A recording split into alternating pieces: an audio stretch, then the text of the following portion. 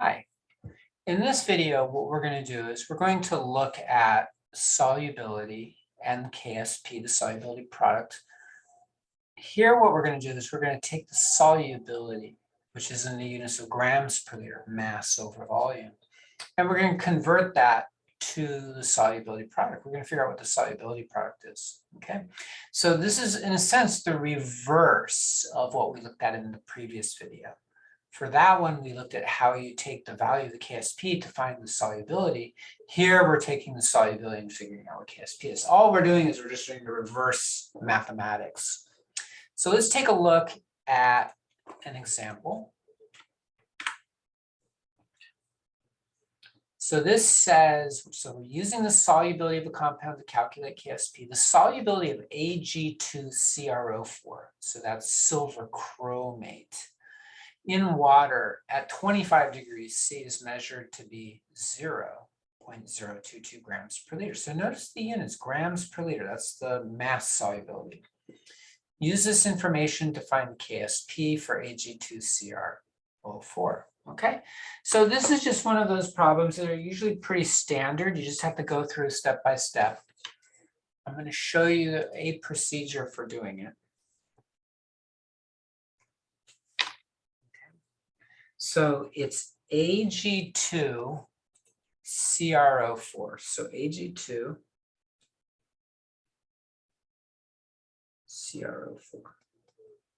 Okay, so I'm going to write out the chemical equation. We have two silvers. Silver is +1, right? So if in the previous video I talked about how aluminum is +3, zinc is +2, and silver is +1. And then we have chromate. Chromate is a polyatomic ion, and it has a charge of -2. Okay, so there's our chemical equation. Now I'm going to write out the expression for KSP.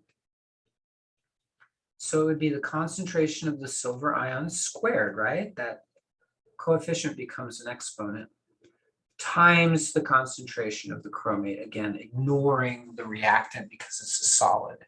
Okay, now here's what I'm going to do. I'm going to go back and write the ice table. So I can do it like right underneath here. Okay, so let me just do the ice table right here. Again, we don't need to worry about the reactant because the reactant is a solid. Okay, so we have two products. So initially, this is 0 and 0. As the solid dissolves, this goes up by 2x, and this goes up by x. So once you reach equilibrium, this is 2x, and this is x. So in other words, it's 2x squared times x, right? 2x, that's the silver. The chromate is x.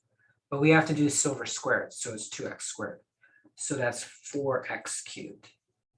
Okay, so if we know what x is, we can just plug it right in there and we'll have KSP. That's all you got to do. So how do we figure out what the value of x is? We don't have any information except they did tell us that the solubility is 0.022 grams per liter for Ag2CrO4. Okay, now that's in grams per liter. If it were moles per liter, we could just plug it right into this formula right here, right into this expression right here. We just put value right in there if it was moles per liter, but it's not, it's grams per liter. So what we have to do is we have to convert from grams to liters to moles per liter. Now in the previous video, we looked at how we find grams per liter from moles per liter. Here we're going to reverse. So in the previous one, we multiplied by the molar mass. Here we're going to divide by the molar mass. So let's figure out what the molar mass is. So first we have to find the molar mass of silver chromate. Now, some of these compounds they put in here are not the most common compounds that you'll see out there. So silver is 107.87. So 2 times 107.87, because there's 2 silvers in the formula, right? It's Ag2. And then we have to look up chromium. Chromium, I believe, is 52, 51.996. So plus 51.996. And then we've also got 4 oxygens. Okay, so I'm calculating the molar mass of the original compound. So 2 times 107.87 plus 51.996 plus 64. 331.736 is our molar mass. Okay, so now I'm going to show you the conversion. We've got 0.022 grams per liter. We want to convert that to moles per liter. So that means that we want to have grams down here and mole on the top, right? So 336.736 grams for every 1 mole. We'll put the 1 mole on the top, and that'll get rid of our grams, and we'll have moles per liter. Okay, so 0.022 divided by 331.73. It's going to give us, oops, I did the wrong calculation. 0.022 divided by 331.736. And you've got 6.63 times 10 to the negative 5. Don't forget the negative 5, 10 to the negative 5. It's not 6.63. Okay, so there's your x. Now that can come right into there. So 4x cubed would be 4 times 6.63 times 10 to the minus 5 cubed. So let me see if I can just put this in directly.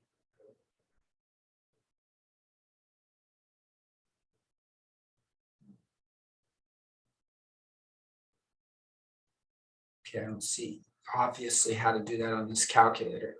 So, so I have to do a workaround. There we go. Okay. And then multiply by 4. Don't forget to multiply by the 4. So you get 1.1666. So I'm going to round it to 1.2 times 10 to the minus 12. Does that seem right? Yeah, I think that's right. So let me just do a little check here. 6.63 times 10 to the minus 5. And then I'm going to cube it. And then I'm going to multiply by 4, and I get 1.2 times 10 to the minus 12. There you go. So there's your KSP. Okay? So it could be a little bit confusing. You have to really identify what you're trying to do when you do these problems. With this one, what they did was they gave us the solubility in grams per liter. That's what was given, and we were asked to find KSP. So in order to find KSP, you have to know what X is. You have to know that value right there so that you can plug it in. So what we did was we just converted from grams per liter to moles per liter so that we had what X was. Once we have X, then we can put it into 4x cubed, and then that gives us the value of KSP.